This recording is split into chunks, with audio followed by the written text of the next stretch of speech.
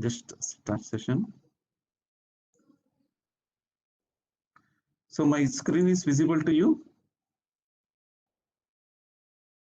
My screen is visible to you.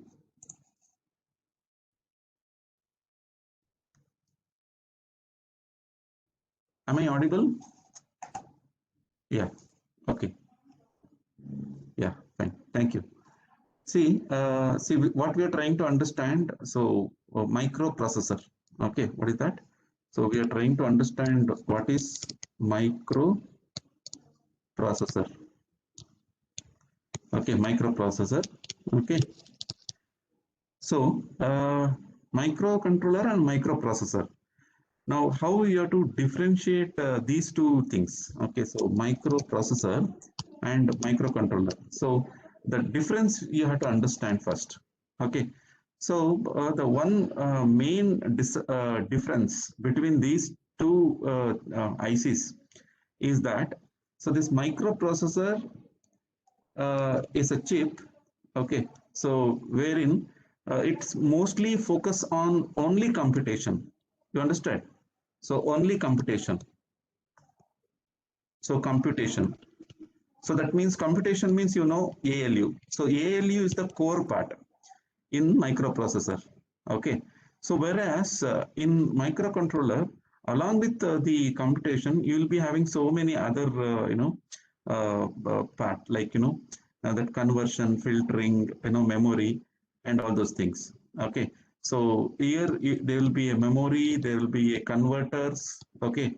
So there will be a timers. Okay. So a lot of components, sub-components will be there inside microcontroller. Okay. So how you have to understand? Say for example, you may be having ADC, analog to digital converter. You may have DAC, digital to analog converter. You may have inbuilt X data memory. Okay. So inbuilt, you see, you may be having I data, internal data. Okay. So code memory. Okay. C data. So the code memory as well as the data memory is inbuilt in microcontroller. Okay, definitely you can have some additional interface, but inside you will be having the subcomponents. Okay, which is kept inside the microcontroller itself. So that's why this microcontroller used for a specific application. Okay, specific application. So whereas this microprocessor is generic, okay, generic chip. So it is not used for some specific application. Say for example, if you take a laptop is not an application, okay, it's kind of general platform. So that's why microprocessor is used. So if you take up say mobile phones, so microprocessor is used. So there, what you required, you may be doing n number of different application. So that's why if this microprocessor is generic in nature, whereas the microcontroller is specific to some application, specific to application. Say for example, microwave oven. Okay, one microcontroller they will manufacture and they will use. Say audio control, one microcontroller will be there. Assume that you want to energy meter, one IC they want. They will use some microcontroller. So for any application, they will choose some specific microcontroller suitable for that particular application. So that is basically how microcontroller is used. Okay, so because it has some inbuilt things, so there is no necessity to, not much interface is required. Okay, no interface. Okay, so no interface means additional peripherals. Okay, you no need to interface. Memory is inside you have. So ADC, DAC, everything they will give some provisions. Okay, if you see some microcontroller, they will mention in the data sheet itself in the feature. So this microcontroller have this many DAC, this many ADCs like that. So this much of memory, this microcontroller like that they will mention. Based on that, you choose that particular microcontroller. But when it comes to the microprocessor, it has only ALU. Okay, so each and everything you have to interface. Okay, each and everything you have to interface. Say for example, if you see your computer, okay, your PC, okay, the microprocessor will be there. Around that, all the required peripherals are interfaced. Your hard disk, is interfaced, your RAM is interfaced, your USB ports are interfaced, your IO devices are interfaced. So each and every modules in microprocessor are interfaced. So that's why you require a motherboard in laptop and PCs. You understood? So because we are using microprocessor, okay, all kind of interfacing is required. Okay, in case of microcontroller, you don't require much. So and specific to some application, you'll be choosing specific microcontroller, whereas microprocessor is generic in nature. Okay, so that is the one thing, one difference what you will find with respect to microprocessor and microcontroller. Now, when it comes to the time latency, okay, the fast, you see, normally here the microcontroller can take the digital signal as well as it can take analog signal. Okay, so it can also provide the digital output and analog output also. Okay, example, your Arduino board, you see that digital inputs also you can give, analog input also you can give. So inside you will be having ADC and DAC. So that is one thing you will see in microcontroller. Okay, so in case of microprocessor, it is purely digital input and digital output. Okay, so it's purely digital input and digital output. Okay, and it does only the computation. Okay, not anything else. Okay, so that is one thing what you have to understand in microprocessor and microcontroller. Now you can see here, since many components are there. Okay, so your instruction, okay, set is too much, and it has to do a lot of loading, computation, and storing operations in microcontroller. So because of this, what happens? The time taken to execute anything is more. Okay, time taken for the execution of any instruction is more. Okay, and a lot of conversion, lot of tuning, everything happens in microcontroller. So that's why microcontroller is slower than microprocessor. We see in microprocessor nothing, only ALU, right? Only computation. So that's why microprocessor is faster compared to microcontroller. Okay, you cannot compare microcontroller speed with microprocessor speed. Microprocessor is having a very good speed. Okay, like yesterday told, it will be in terms of gigahertz and all. Okay, whereas lot of microcontroller will give only in terms of some megahertz. You see, megahertz. 11 megahertz, 12 megahertz, 100 megahertz, 700 megahertz, like that. But microprocessor speed will be in terms of gigahertz. So why that gigahertz? Because the internal component, lot of architecture, it has to go through different stages. So obviously the time increases, correct? Whereas in the microprocessor is straight, correct? So that is one thing what you have to understand. Okay, so this is the difference. Apart from that, when it comes to the architecture, microprocessor and microcontroller, okay, works same. Okay, so works same. So the working, and also the programming model, everything is same. Like it will be having some register inside, some special function register will be there. Okay, and the data goes there, and it will be taken by the ALU. Okay, so and it solves and it gives the result in some register. Some registers will be there. Okay, to store some data. So that is common here. Okay, so the only one difference is that every time the programming model is different. Okay, say when it comes to 8051, we know that accumulator is there, B register is there. Okay, so we have used some MCU 8051 simulator to simulate the program. So there we saw some kind of register. So when it comes to this one, okay, say 8086. So I'll take 8086 microprocessor. So you can see A register. This is basically 16-bit microprocessor. Now 8051 is 8-bit microcontroller, whereas 8086 is a microprocessor. Okay, 8086 is a microprocessor, and it is a 16-bit microprocessor. Okay, now internally, if you see the common thing, I'll try to point here. See, this is AX is basically accumulator, 16-bit register. So whereas AH is 8-bit register, AL is 8-bit register. You see, these two registers are 8-bit register. Okay, both are, I mean, AX is accumulator. You see, combined AX is a 16-bit accumulator. They have divided that 16-bit register to two sub-register like DPTR, DPL and DPH is there now. Similar to that, they have divided this entire register to two parts. So, but accumulator is there. You see, accumulator is there. Similarly, B register we have here also. You have B register. Along with that, they have something called C register and D register. You see, C register and D register. Okay. So now you can see here one more point. What you have to see here.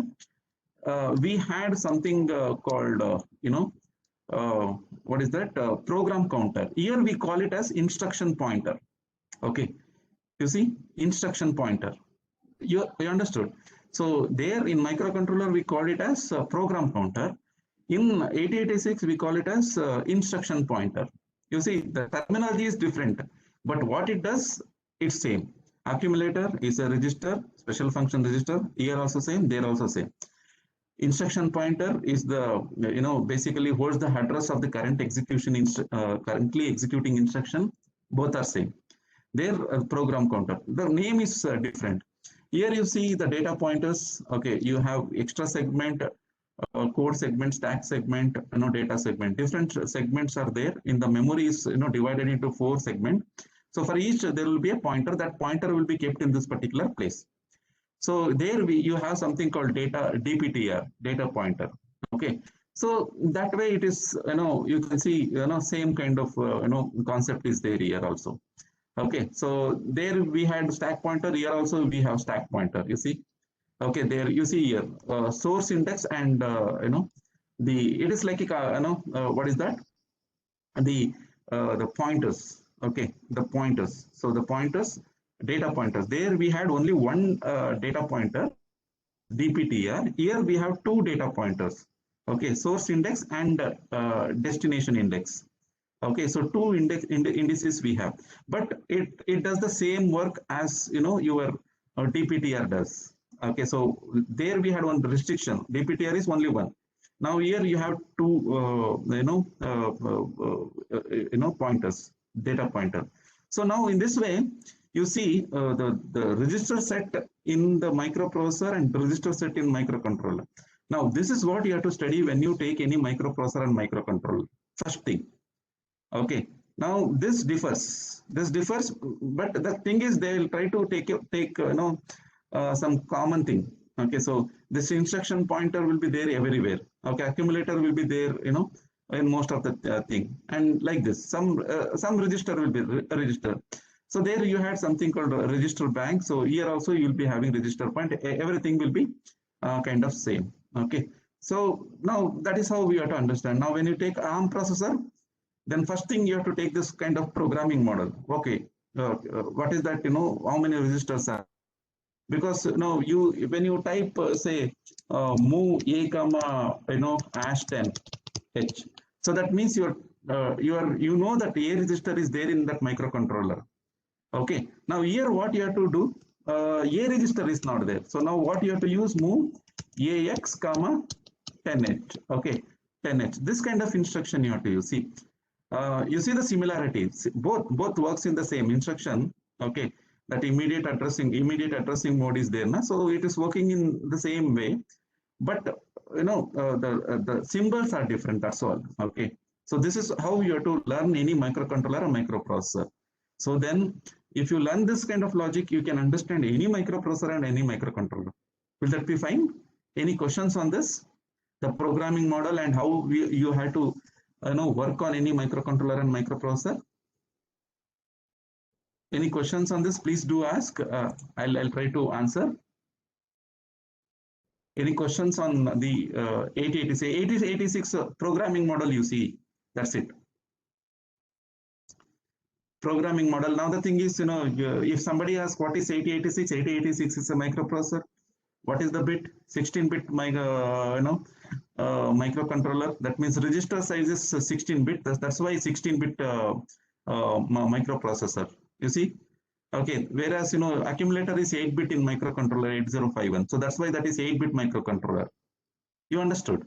So in that way, you have to understand the similarity between, the microcontroller and microprocessor. So, I always say, don't try to see major differences between microcontroller and microprocessor. That's what I suggest.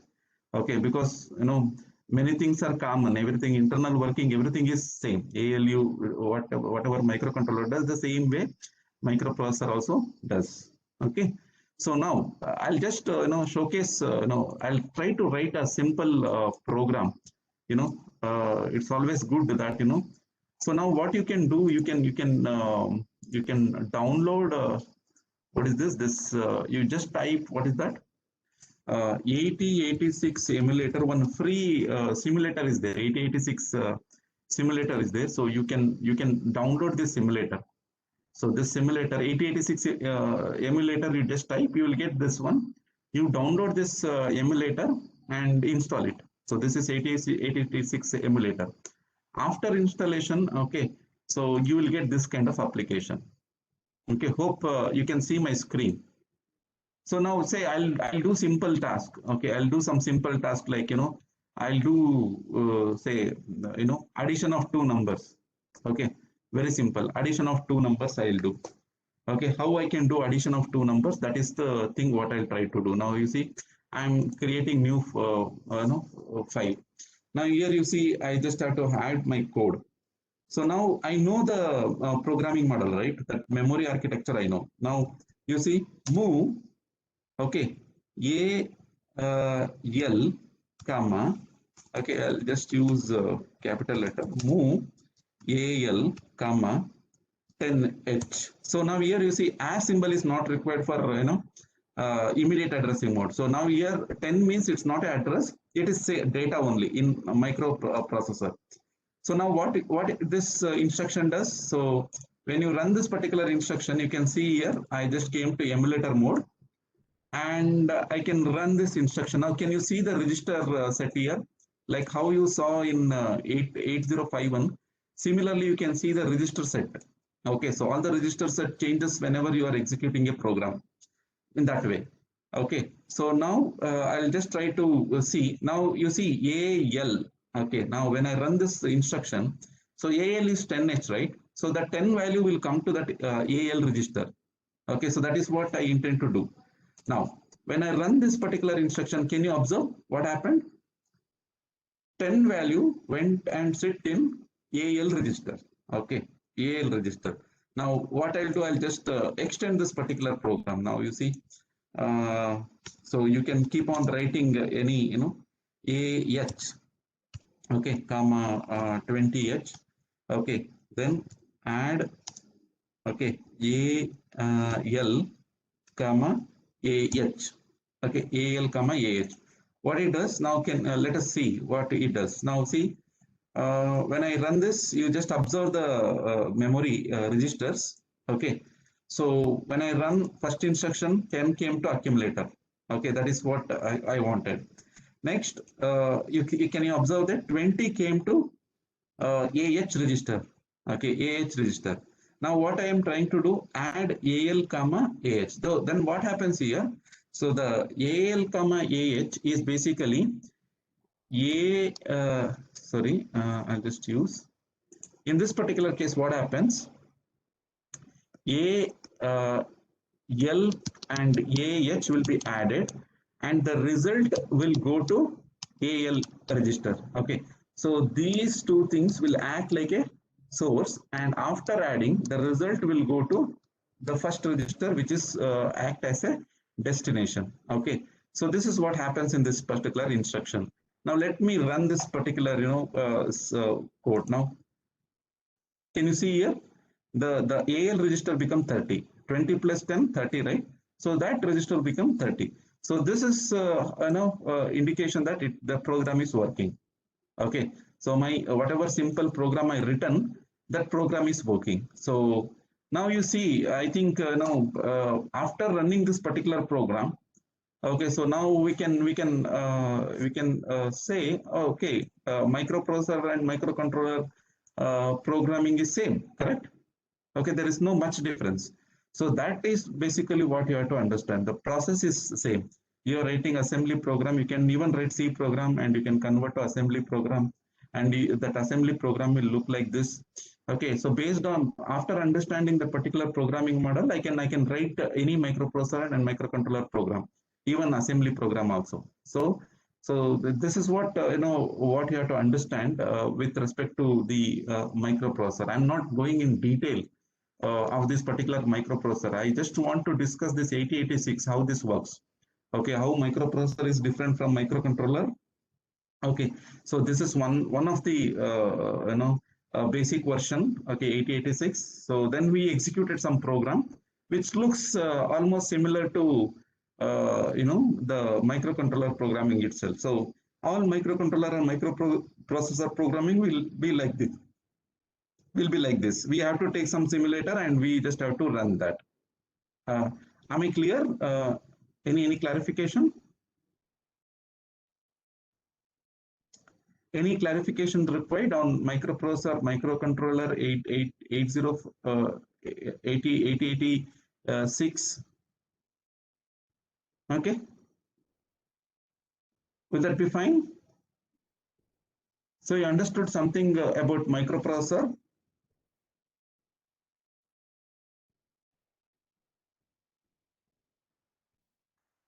And also you try to see this uh, this one. What is that? The instruction pointer. The instruction pointer is the address, correct? Address of the current executing instruction, correct? So whenever you are incrementing executing instruction, that instruction pointer is incrementing. Okay, not by always one. So it depends on the number of bytes that particular instruction takes. Since that first instruction is taking 2 byte, the earlier address was 100, now it is 102. So next instruction, so the other instruction is present in after 104. So now can you see there that instruction pointer is increasing. So that is basically the complete control of your program, how your program is moving. Okay, so that is basically what you have to understand. The same thing you can observe in the what is that microcontroller as well. So uh, so this is in short about the microprocessor. Okay,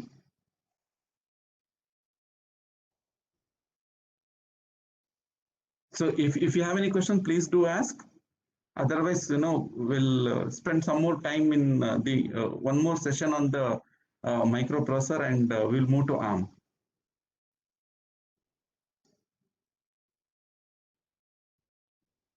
Any questions?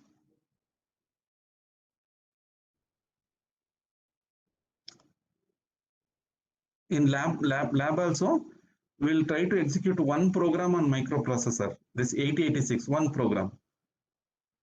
So that we will cover a microcontroller, microprocessor basic, and then the advanced ARM processor will start. Because microprocessor normally you may not use to prepare any product. Microprocessor will be useful in the generic platform like computers and mobile phones. Okay, you just have some idea how this microprocessor works, but you just have to focus on the ARM microcontroller and microprocessor, and in generic primitive microcontrollers to use it in your projects or products. Okay, so is that clear? Yeah, please give attendance.